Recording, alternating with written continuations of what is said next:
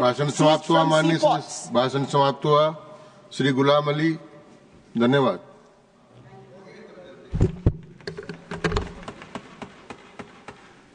शुक्रिया सर, आपने मुझे 5 minutes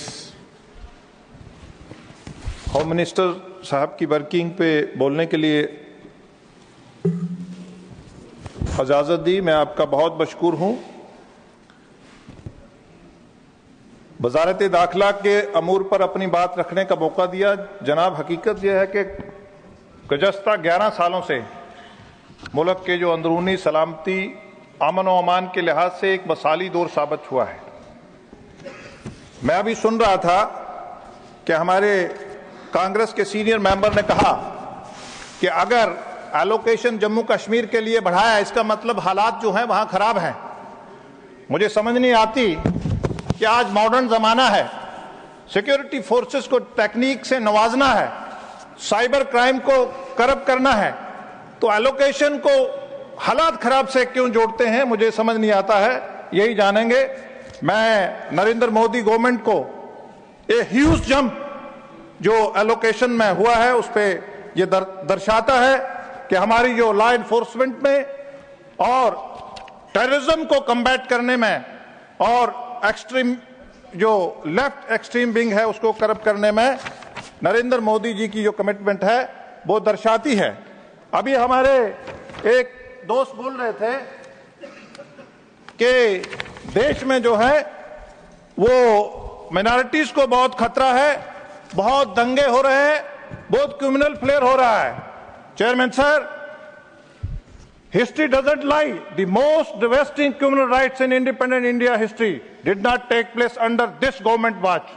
They occurred under the Congress-led regimes, where rights were either ignored, encouraged, or weaponized for electoral advantage. In 1984, anti-Sikh rights, where thousands were butchered in the streets of Delhi, were not a spontaneous reaction, but a state-sponsored pogrom. Who was in the power? The Congress. Who led the mobs? Congress leaders. And who justifies the killing? The then Prime Minister himself, with the chilling words, when a big tree falls, the earth shakes. ये अल्फाज है, ग्रेवा में झांकिए जरा। Chairman sir, यहीं बात खत्म नहीं होती है।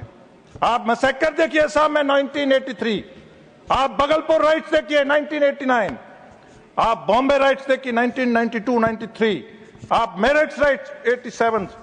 लेकिन इसके बरक्स हमारी सरकार, contrast with the strong, decisive and fearless leadership India has witnessed under the Modi-led government at the center.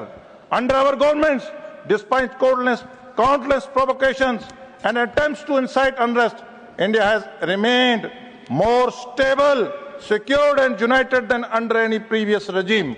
We have empowered law enforcement, strengthened intelligence network, sent a clear message, right or irrespective of their religion, political affiliation, will face justice. Sir, मैं जम्मू कश्मीर से आता हूं और जम्मू कश्मीर की बात नहीं करूंगा तो नाइंसाफी हो जाएगी। जम्मू कश्मीर हमेशा एक एहसास मुद्दा, एक पॉलिटिकल माइलेज के लिए बनाया गया है। और मैं चेयरमैन सर, कुछ चीजें आप सदन के ध्यान में आपके माध्यम से लाना चाहूंगा और देश को बताना चाहूंगा। शेख अब्दुल्ला साहब को बाहर लॉन्च किया गया, कश्मीर के लोग उससे नाराज थे, डोगरा नाराज था, वहां के इतने ग्रुप्स गुज्जर और पहाड़ी जो थे वो नाराज थे, लद्दाख के लोग नाराज थे। यहां वो रीजन्स में डिस्क्रिमिनेशन करते थे, कभी जम्मू को कश्मीर के साथ, कभी कश्मीर को जम्मू के साथ।